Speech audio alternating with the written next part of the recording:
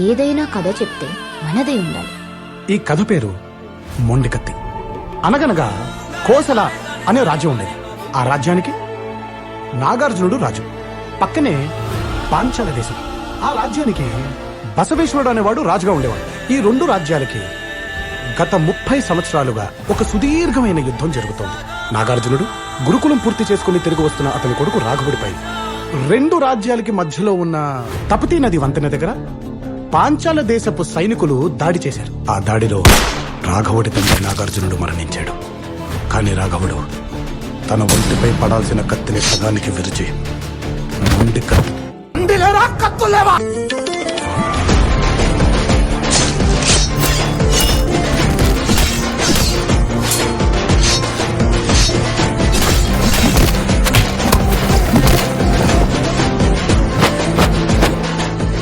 తపతీ నదిని దాటి అక్కడే దగ్గరలో గట్టి పొదల్లో ఉన్న బసవేశ్వరుడి కంఠంలో ఈ మొండి కత్తిని తెంచాడు.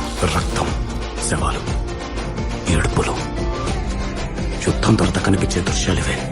తన తర్వాత తరాలకి దుస్థితి పట్టకూడదని రాఘవుడు తన దేశపు మంత్రితో మాట్లాడి రాజ్యాన్ని కత్తిని వదిలేసి వెళ్ళిపోయాడు. పగని ఇడిచిపెట్టి కదారా పరాస్థానంలో బతుకుతా ఉండేది.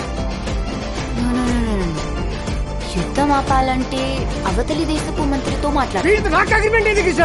వైలెన్స్ మీ డిఎన్ఏలో ఈ గొడవలకు సొల్యూషన్ కావాలి. రాకుండా మా ప్రాంతంలో పీస్ కావాలి. తడు చూడు, వాడు గొప్పడు. తగ్గితే ఐఎమ్ సారీ. తప్పేంటమ్మా?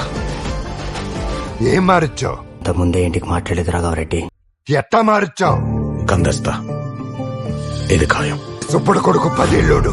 ఓ 5 ఏళ్ల తర్వాత బాంబు 10 ఏళ్ల బిడ్డ బతుకు కూడా వాడే రాసేస్తున్నాడు. ఎట్టా మారుస్తానంటివే?